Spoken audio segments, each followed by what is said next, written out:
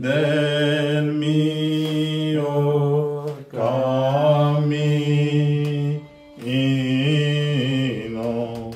certo beni e benignità saranno su di me tutti i giorni del mio cammino.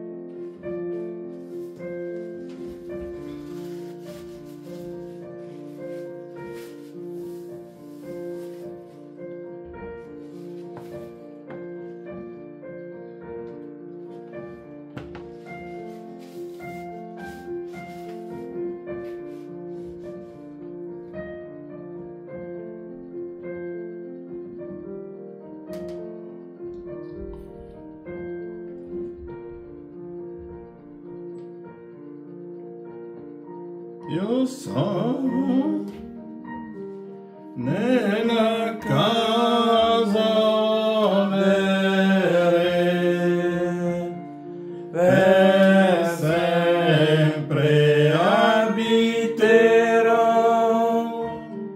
nei palazzi preparati in cielo. Certo beni e benignità saranno su di me tutti i giorni del mio cammino.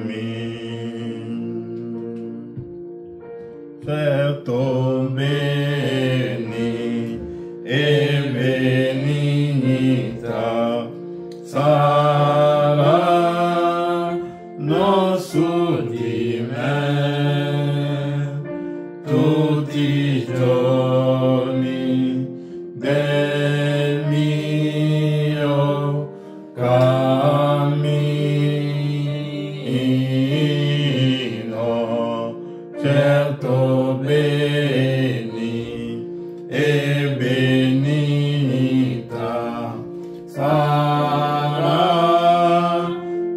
su di me tutti i giorni del mio cammino. E io sarò nella casa del Re, per sempre abiterò nei palazzi preparati in cielo. Certo beni e benignità saranno su di me tutti i giorni del mio cammino. Mentre siamo in piedi, prendiamo la Bibbia nel libro di Efesini capitolo 6. Efesini capitolo 6, leggiamo dal versetto 10 e parleremo per 15 a 20 minuti. Parleremo di un piccolo soggetto che sicuramente domenica andremo avanti sopra. Efesini capitolo 6, dal versetto 10. Del rimanente fortificatevi nel Signore e nella forza della sua potenza. Rivestitevi della completa armatura di Dio, onde possiate stare saldi contro le insidie del diavolo, poiché il combattimento nostro non è contro sangue e carne, ma contro i principati, contro le potestà, contro i dominatori di questo mondo di tenebre, contro le forze spirituali della malvagità che sono nei luoghi celesti. Perciò prendete la completa armatura di Dio affinché possiate resistere nel giorno malvagio e dopo aver compiuto tutto il dovere vostro restate in piedi. State dunque saldi, avendo presa la verità a cintura dei fianchi, essendovi rivestiti della corazza della giustizia e calzati i piedi della prontezza che dà il Vangelo della pace, prendendo oltre a tutto ciò lo scudo della fede, con quale potreste spegnere tutti i dati infuocati dal maligno. Prendete anche l'elmo della salvezza e la spada dello Spirito, che è la parola di Dio, orando, pregando in ogni tempo per lo Spirito, con ogni sorta di preghiera e supplicazione, e da questo vegliando con ogni perseveranza e supplicazione per tutti i santi. Amen. Amen. Che Dio vi benedica. Amen. Potete accomodarvi. Parleremo di un piccolo soggetto, che è un'esortazione per i prossimi 20 a 20 minuti. Il mio soggetto lo voglio intitolare Il cancro. Sapete che il cancro è una malattia molto grave e molto difficile da curare. E voi sapete che William Branham ci ha detto che l'Odissea, dovete sapere che l'Odissea è l'epoca del cancro. E voi, se vi ricordate della storia della mia vita, quando William Marion Branham si trovava in difficoltà e aveva le visioni e aveva i sogni, tutte queste cose qua, quando le raccontava ai predicatori, i predicatori gli dicevano che è Satana che gli parla o è il diavolo che gli dà quelle visioni, perché nell'epoca in cui lui è venuto sulla terra ha trovato una chiesa ingessata, dura, che non riesce a trovare il suo spazio con le cose spirituali. Allora, ma Dio cercava di lavorare con questo uomo che si chiama fratello Branham, e questo uomo si trovava in difficoltà davanti al clero, aveva sempre problema davanti al clero. I suoi fratelli predicatori gli dicevano che è il diavolo, ma lui aveva sempre le visioni e sentiva sempre la presenza della colonna di fuoco che veniva e faceva, e quando faceva così aveva talmente un'influenza su di lui, ma come tutti gli dicevano che questo è del Satana, è diavolo, allora un giorno lui ha deciso di andare nel suo luogo dove lui pregava, e quel luogo si chiama Greens Mill, è una piccola capanna dove lui andava quando era bambino per andare a cacciare gli scoiattoli e metteva delle trappole. E quel luogo era diventato il suo luogo di preghiera quando lui ha creduto nella parola di Dio. E quella notte, quando è andato in quella capanna, ha detto a sua moglie Maida, ha detto: Maida, io vado in quel luogo per pregare e se Dio non mi dà la risposta io non tornerò. Io devo capire perché io ho tutta questa presenza, c'è tutto questo che mi viene. I miei fratelli predicatori mi dicono, tutto il clero mi dice che questo è del diavolo e io non voglio avere niente con Satana, E mentre lui era lì, in quel posto, che cosa è successo? Verso le 2 di notte, Branham dirà, poi potete trovare quello che sto dicendo nell'opuscolo La storia della mia vita. Branham dirà che ha visto una luce che è entrata nella capanna e in quella luce si teneva un uomo che aveva quasi 90 kg. E Branham ha detto, lo guardavo in faccia E quando l'uomo mi ha parlato, è la voce che mi ha sempre parlato da quando ero bambino. E l'uomo lui ha detto, ricordati, io sono mandato dalla presenza del Signore per dirti che la tua vita straordinaria, la tua vita soprannaturale ha a che fare con il regno di Dio. Non devi avere paura. E lui dice, ma tutti i miei fratelli predicatori mi dicono, ma tu che tutto questo viene del diavolo. E l'angelo lui ha detto, ascolta, che anche a Paolo è stato detto la stessa cosa. A Paolo, quando Paolo predicava e parlava delle cose spirituali, gli dicevano che i predicatori lo chiamavano Satana, ma che quella ragazza che girava di là, che aveva degli spiriti immondi, diceva che Paolo veniva dal regno di Dio. Dunque è stato sempre così.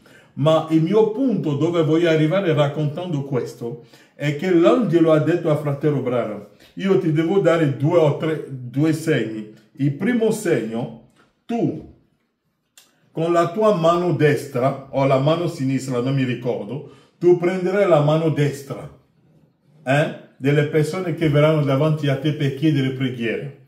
E quando tu pregherai per loro, tu vedrai che quando tu prendi la loro mano, qualcosa, la malattia che hanno apparirà sulla tua mano. Tu preghi per loro. Se il segno se ne va, allora puoi proclamare che sono guariti. Ma se la cosa che tu hai sopra la tua mano non si sposta, tu fai solo una preghiera di fede per loro e di a loro di andare avanti. E il secondo segno, che lui conoscerà i pensieri dei cuori. Ma l'angelo lui ha detto, se tu puoi portare la gente a credere in te, è questo che voglio dire, voglio attirare, l'angelo lui ha detto, se tu porti le persone a credere in te, non ha detto se tu porti le persone a credere in Dio, so perché sto insistendo su queste cose qua, perché se voi credete in fratello Branham state credendo in Dio, perché Branham è il profeta di Dio. E il profeta è la parola di Dio, come l'ho sempre detto. William Branham dice che un profeta è la parola di Dio alla quale voi non potete né togliere né aggiungere. Allora l'angelo lui ha detto, se tu puoi portare le persone a avere fiducia in te, anche il cancro non ti resisterà. Dunque Branham vi deve portare tutti voi dovete avere fiducia in fratello Branham. E l'angelo lui ha detto, se tu puoi portare le persone a avere fiducia in te, anche il cancro non ti resisterà. È quello che l'angelo lui ha detto. Dunque Branham deve fare in modo che tutti noi dobbiamo avere fiducia in lui. Dobbiamo credere in lui. E tutto quello che lui dice, noi dobbiamo credere che è la parola di Dio. E noi dobbiamo fare tutto quello che lui dice, senza togliere niente. Allora lui ha detto che se tu puoi portare la gente a credere in te, manco il cancro ti resisterà. E il cancro all'epoca, quando Branham era venuto sulla scena del tempo, il cancro era una malattia talmente difficile all'epoca. Il cancro era dappertutto in America. Ci sono due malattie, il cuore venivano meno, la gente aveva sempre problemi di cuore e il cancro. Era una malattia, chiunque prendeva il cancro, i medici gli dicevano non possiamo più fare niente per te e lo mandavano a casa.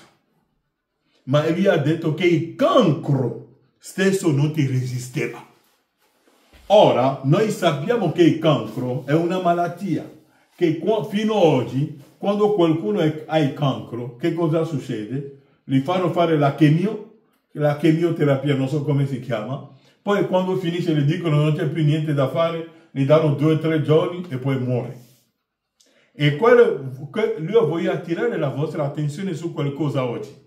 Il cancro, nel modo naturale, se tu hai cancro come malattia naturale e che se tu sei un figlio di Dio e che preghiamo per te, anche se tu muori, ma se tu sei un figlio di Dio, tu andrai nel regno di Dio. Ma quello che voglio trattare oggi non è il cancro come malattia fisica, ma il cancro nel modo spirituale.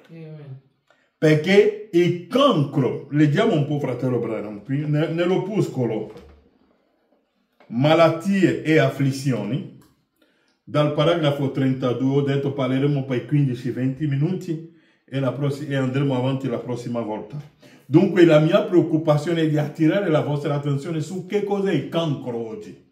E Branham dice, nell'opuscolo malattie e afflizioni, paragrafo 32, per esempio prenderemo per parlare alcuni minuti del cancro.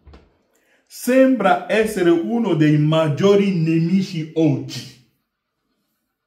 I maggiori nemici oggi è il cancro. Cos'è un cancro? Da dove è venuto? Tumore, cataratta, ulcera, polmonite, tubercolosi, tutti quei nomi sono nomi medici che la scienza medica ha dato a essi. La Bibbia dichiara che sono diavoli. Tutte queste malattie che hanno un nome così bello sono dei diavoli. Per esempio, cancro. Che cosa è un cancro? Di solito viene da una ferita. Il cancro, nel modo naturale, viene da una ferita. Seguite bene il vostro profeta.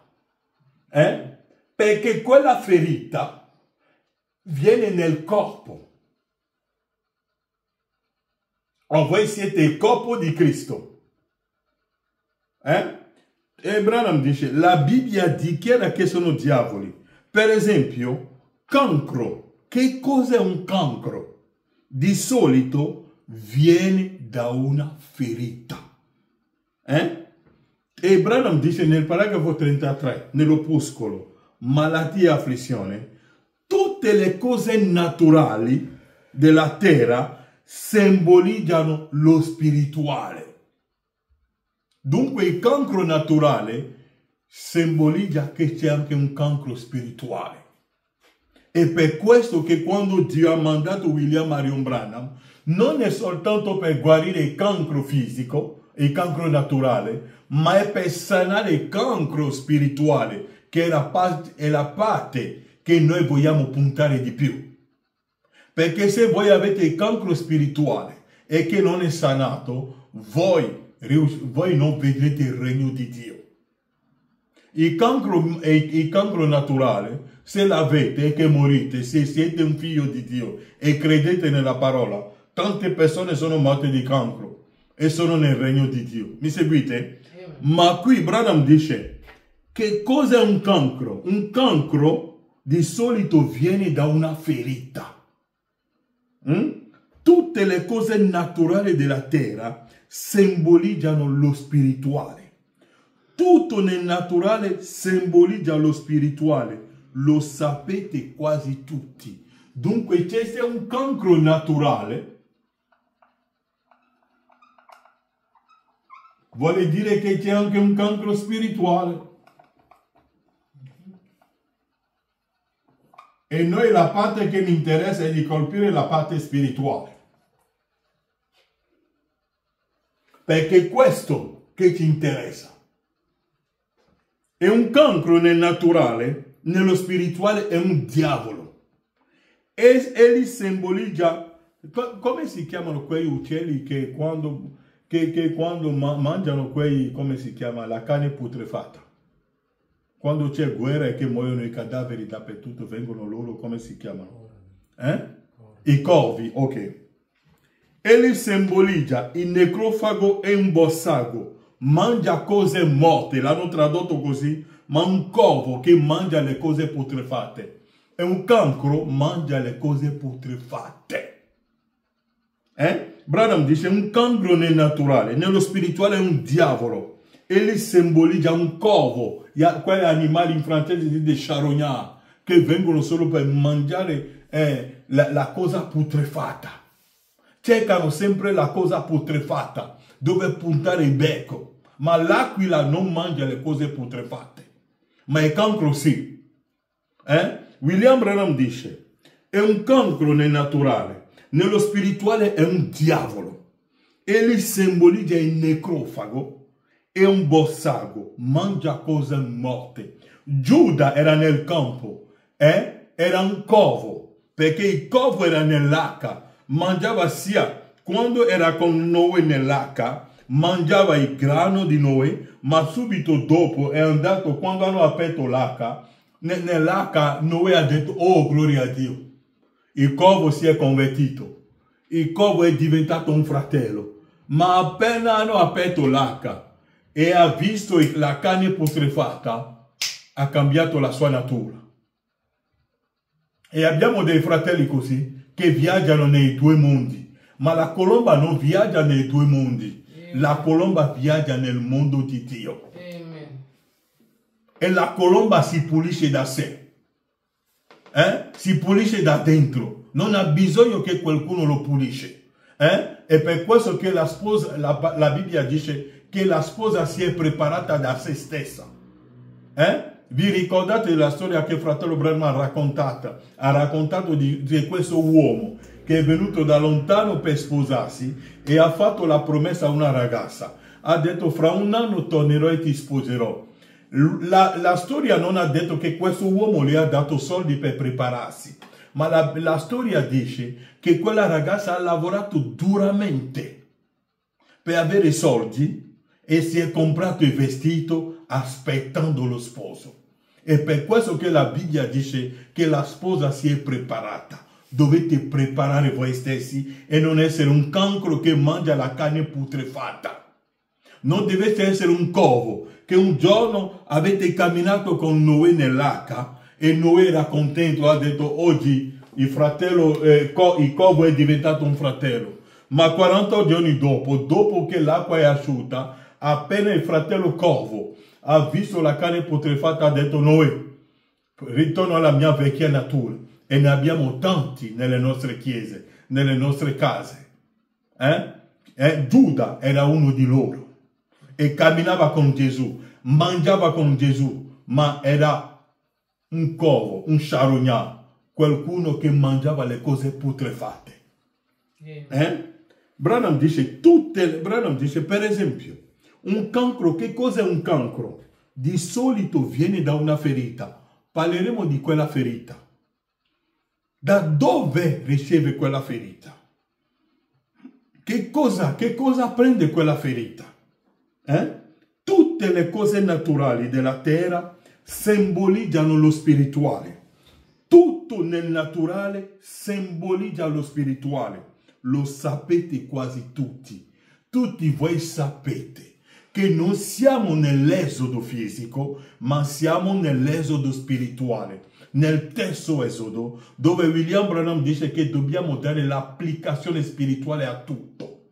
E per questo che Gesù Cristo non è venuto, ci ha predicato un millennium per il corpo fisico, ma ha predicato il millennium per le nostre anime.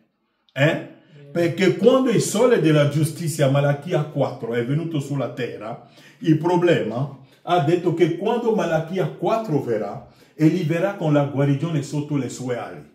Ma prima di Malachia 4, Mosè aveva fatto la guarigione. Abramo era un profeta che aveva già adoperato la guarigione.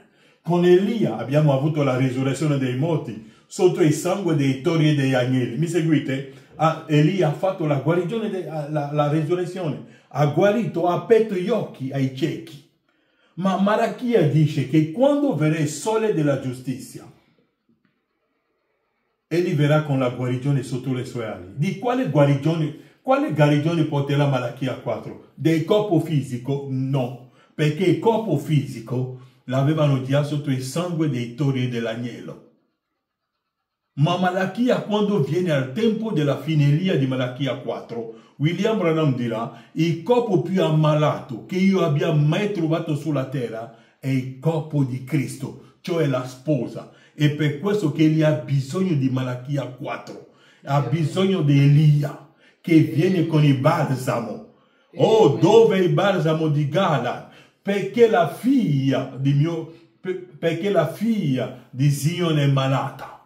Non c'è più balsamo in Galad. sappiamo che Elia viene di Galad. Dunque, se Elia viene, dobbiamo essere guariti dal cancro. Tutte le cose naturali della terra simboleggiano lo spirituale. Tutto nel naturale simboleggia lo spirituale.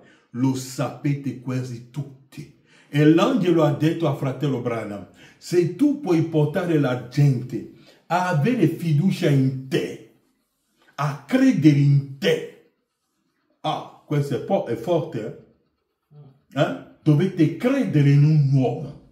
E William Branham dice che la cosa più difficile che Dio abbia mai fatto sulla terra è che un mortale deve credere in un altro mortale per avere la vita eterna. Lo dice nell'opuscolo Dio nel suo popolo. William Branham dice che la cosa più difficile che Dio abbia mai fatto, no, la cosa più difficile non è risuscitare i morti. La cosa più difficile non è guarire un uomo. Non è andare all'ospedale per far uscire tutti ammalati. Ma la cosa più difficile, dice il mio profeta, è che un mortale deve credere in un altro mortale per avere la vita eterna. Tu devi credere in un mortale, un uomo che era un ladro una volta, un uomo che era un omicidio una volta, che diventa un figlio di Dio e tu sai che quello là era un delinquente, era un lupo. Ma poi lui viene e diventa un predicatore e tu devi credere in lui, come un Paolo che era un omicida che uccideva i cristiani. Ora dobbiamo credere in Paolo per avere la vita eterna. Mi seguite? Amen. William Branham ha detto la cosa più difficile che Dio abbia mai fatto è che un mortale deve credere in un altro mortale per avere la vita eterna. Ok, leggiamo ancora un po'. Tutte le cose naturali della terra simboleggiano lo spirituale. Tutto nel naturale simboleggia lo spirituale. Lo sapete quasi tutti. C'è un cancro naturale, c'è un cancro spirituale. E un cancro nel naturale, nello spirituale è un diavolo. Egli simboleggia il necrofago e un bossago. Mangia cose morte. Il cancro, se vedete un fratello o una sorella o qualsiasi uomo che gli piace sempre mangiare le cose morte, sapete che c'è qualcosa che non va. Perché noi dobbiamo produrre la vita. Paragrafo 39. Il cancro viene da una ferita. Per esempio, la mia mano, essa non ha cancro e potrebbe averlo un giorno. Ebbene, cosa un cancro? È una cellula. Voi sapete che noi siamo un insieme di cellule, vero? Perché dentro di noi ci sono tante cellule. L'uomo è un insieme di piccole cellule. E sono migliaia che siamo. Che forma il corpo. Qui sto parlando al corpo di Cristo. E ogni fratello è una cellula nel corpo di Cristo. È chiaro? O se sei una cellula, anche io sono una cellula. E Branham dice, una cellula, cosa è un cancro? È una cellula, germe nel mio corpo, si svia. Quella cellula si svia, esce dal campo, esce dalla via giusta, si svia, viene ferita o si instaura qualcosa e da quel germe o cellula inizia una riproduzione di cellule. Riproducendo e forma un cancro e inizia a consumare dentro il corpo. È una cellula che riceve una ferita. È come un fratello che riceve una ferita. Quando riceve quella ferita, quella cellula che riceve quella ferita, che cosa va? Egli comincia a uccidere le altre cellule e comincia a contaminare.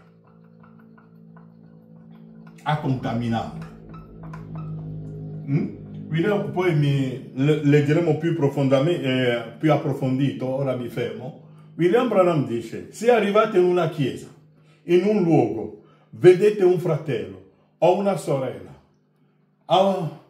Sente, lo sapete che fratello Frank ha fatto questo, l'altro invece di andare da fratello Frank stesso direttamente, lo va a raccontare a un altro fratello qua. Sta contaminando quel fratello. Mi seguite? Quando l'ha contaminato, questo altro fratello viene a contaminare questo. L'altro viene a contaminare questo. L'altro viene a contaminare questo. L'altro contamina questo. William Branham ha detto che quando il cancro si scopre di un modo veloce, che cosa fanno i medici? Lo tagliano.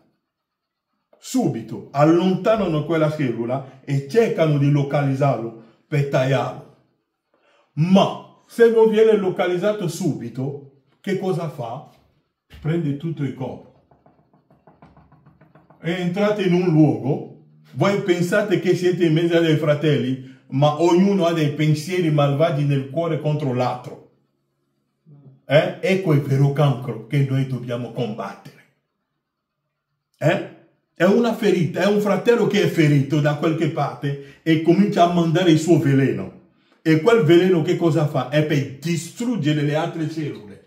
Ricordatevi che voi siete cellule. E quando un fratello viene da te, per dire, ma sai che fratello Frank ha fatto questo? Tu digli, come ha detto fratello Branham, se tu non puoi andare da fratello Frank stesso per dirgli quello che pensi di lui, allora chiudi la tua bocca. Perché William Branham ha detto, se tu non puoi dire un bene su un fratello, smettilo, non farlo. Se il fratello ha commesso 10.000 falli e ne ha fatto uno di buono, Branham dice facciamo saltare quello buono. Diamo gloria alla parola di Dio. Dice, il cancro viene da una ferita.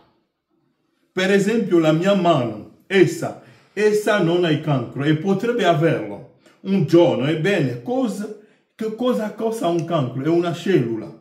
Geme nel mio corpo, si sveglia, viene ferita o si instaura qualcosa. E da quel geme o cellula inizia una riproduzione di cellule. Andate su Google e scrivete come si forma la cellula. Il mio profeta, come si forma il cancro. E vedete che i medici lo spiegano. Io ho qui il profeta che ha la testa elementare, che non ha manco la testa elementare, che mi sta spiegando che cos'è il cancro.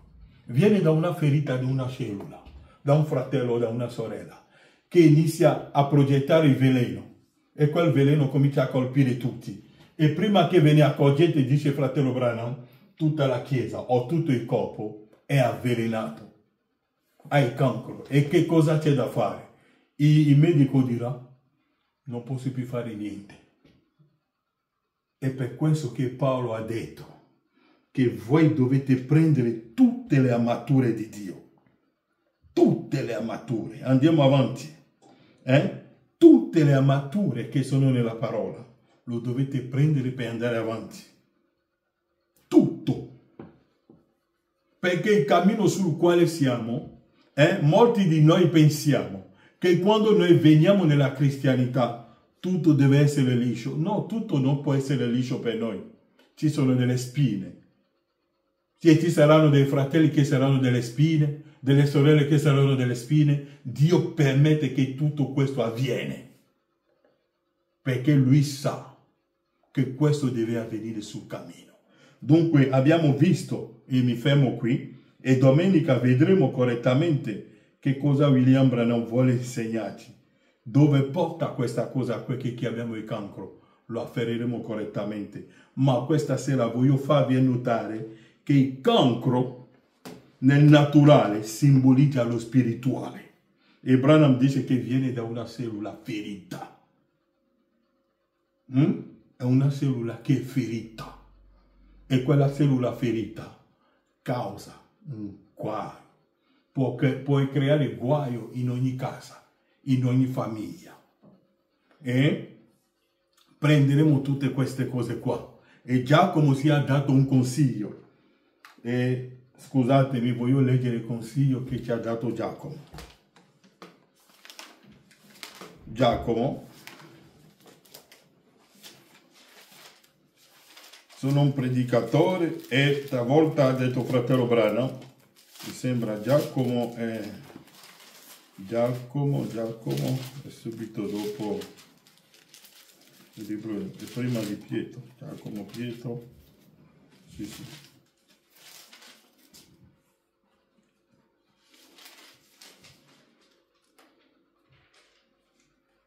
Dove Paolo?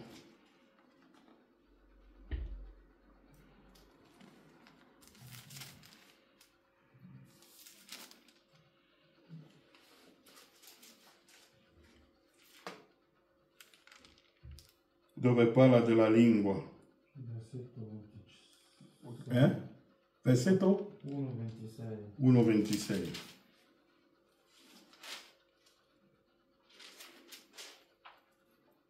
No, anche capitolo 3. Capitolo 3. Versetto?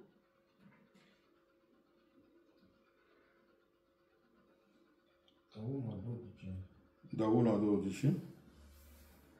Voglio prendere...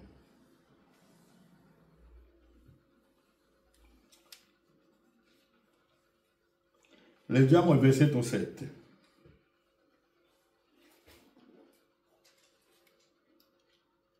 Leggiamo da 1 al versetto.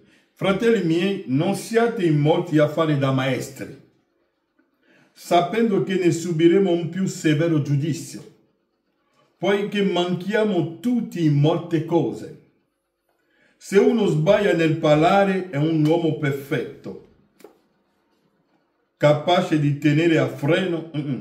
Se uno sbaglia nel parlare è un uomo perfetto, capace di tenere a freno anche tutto il corpo. Se mettiamo in freno in bocca i cavalli perché ci ubbidiscano, noi possiamo guidare anche tutto il loro corpo. Perché se un uomo tiene il cavallo a bada, se tira la coda, il cavallo si ferma. Se mette la coda ad un altro modo, gli dà un segnale, parte. Ecco, anche le navi, benché siano così grandi e siano spinti da venti impetuosi, sono guidate da un piccolo timone dovunque vuole il timoniere. Così anche la lingua è un piccolo membro, eppure si vanta di grandi cose. Osservate, un piccolo fuoco può incendiare una grande foresta. Anche la lingua è un fuoco. È il mondo dell'iniquità, posta come fra le nostre membra, contamina tutto il corpo e è infiammata dalla Gehenna. Dà fuoco al ciclo della vita. Ogni specie di bestie, uccelli, rettili e animali marini si può domare ed è stata domata dalla razza umana. Ma la lingua nessun uomo la può domare. È un male continuo e piena di veleno mortale. Con essa benediciamo il Signore e Padre e con essa malediciamo gli uomini che sono fatti a somiglianza di Dio. Lo stesso fratello, Dio ti benedica. Domani con la stessa lingua lo critichiamo.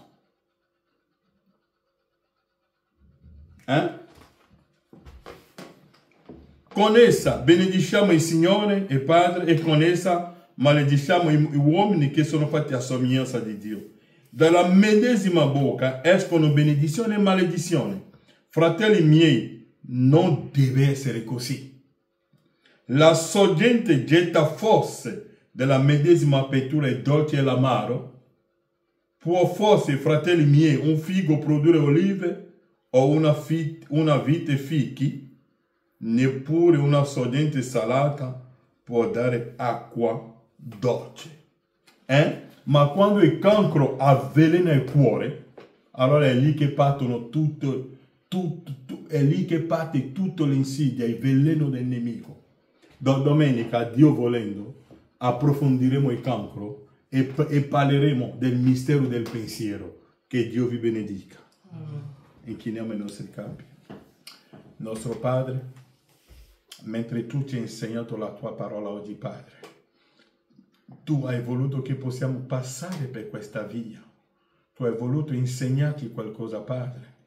Come l'ha detto il profeta, i nostri errori possono essere il trampolino per noi stessi a correggere il nostro modo di vivere, il nostro modo di parlare e il nostro modo di agire, Padre.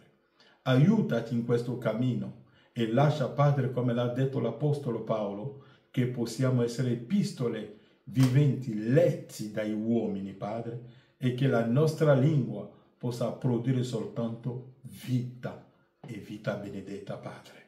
Accordalo nel nome di Gesù Cristo. Amen. Amen.